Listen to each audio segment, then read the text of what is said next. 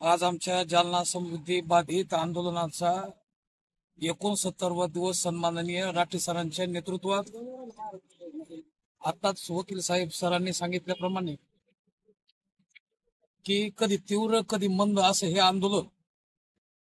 न्यायाला आणि आपल्या कायद्याला अनुसरून सुद्धा कुठल्याही प्रकारच्या प्रशासनाला वेठीस धरावं असा कोणाचाही हेतू नाही, परंतु लक्षवेधी लागली पाहिजे या उदात्त हेतूने सरांच्या नेतृत्वाने ते स्वतःच एक संपादक असल्यामुळं कायदा सुव्यवस्था बिघडू नये याची दक्षता त्यांनी घेतली। आता सरांनी सांगितलं की महाराज आलीन त्यांनी प्रसाद दिला आणि मलाही खात्री आहे, कारण मी पंढरी क्षेत्रामधून ज्यावेळेस आलो त्यावेळेस त्या पंढरी क्षेत्रामध्ये सुद्धा राहत असताना हे माझ्या लक्षात आलं की खरंच आमच्या देवासारखा देव नाही, चंद्रभागेसारखं तीर्थ नाही, पंढरीसारखं क्षेत्र नाही, पुंडलिकरायासारखा भक्त नाही, आणि विशेष म्हणजे ती पंढरी अविनाशी आहे की आशे सुदर्शनावरी म्हणून अविनाशी पंढरी। आणि तिथं स्वतः सन्माननीय आपल्या राज्याचे मुख्यमंत्री देवाभाऊ तिथे आले आणि त्यांचा शब्द मला हा फार महत्वाचा वाटतो की कोणताही वंचित, शोषित, पीडित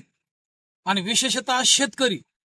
यांच्यावर कोणत्याही सामान्य शेतकऱ्यावर सुद्धा अन्याय होऊ नये असं स्वतः त्यांनी पंढरी क्षेत्रात सांगितलं। म्हणजेच काय की पंढरी ही अविनाशी आहे आणि तिथे दिलेला शब्द सुद्धा हा अविनाशीच असल्यामुळं त्यांनी दिलेल्या शब्दाचा विनाश होणार नाही असं 100% आम्हाला खात्री आहे। लक्षवेधी विधानसभेत आवाज पोच झालेला आहे आणि पुन्हा विशेष म्हणजे त्यांनी विधान भवनामध्ये आपल्या सर्वोच्च न्यायालयाचे सरन्यायाधीश सन्माननीय गोगोई साहेब, भूषण गवई साहेब, खर तर हे ज्यावेळेस तिथे त्यांच्या उत्तराच्या भाषणामध्ये त्यांचे मुद्दे मला आवडले आणि त्याही पेक्षा मुख्यमंत्री साहेब यांनी सुद्धा जे महत्वाचं उत्तर दिलं की न्यायाधीश आपल्याला असे लाभलेले की कधी कधी लोक कल्याणार्थ कायदा सुद्धा बाजूला ठेवू शकतात, असं जर त्यांचं मत आहे तर मला असं वाटतं। आणि त्यांनी एक उदाहरणही दिलं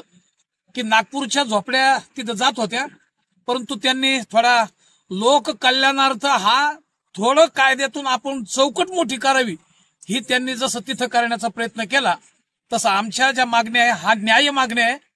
परंतु कदाचित न्याय नसेल असं तुम्हाला जर वाटत असेल, पण तुमचं सरकारच हे हिताचं शेतकऱ्यांच्या असल्यामुळं निश्चित रूपाने खर तर आमच्या मागण्या ह्या अन्यायकारक नाही,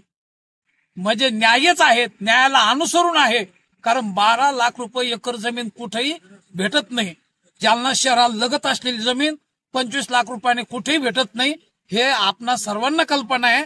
पण याचाच अर्थ आहे की आमच्या मागण्या ह्या न्याय आहे, पण जर कदाचित कायद्यात बसत नसेल असं तुम्हाला वाटतं, पण तुम्ही 100%च हिताचाच निर्णय आमच्याविषयी घेणार याची आम्हाला 18 तारखेपर्यंत 100% खात्री आहे आणि ती आपण खात्री या सर्व शेतकऱ्यांचा विश्वास खऱ्या अर्थाने पूर्ण करावा एवढीच या ठिकाणी त्या निमित्ताने प्रार्थना करतो। मंद तीव्र हे आंदोलन सरांच्या नेतृत्वाने 100% चालणार आहे जोपर्यंत आम्हाला न्याय भेटत नाही तोपर्यंत।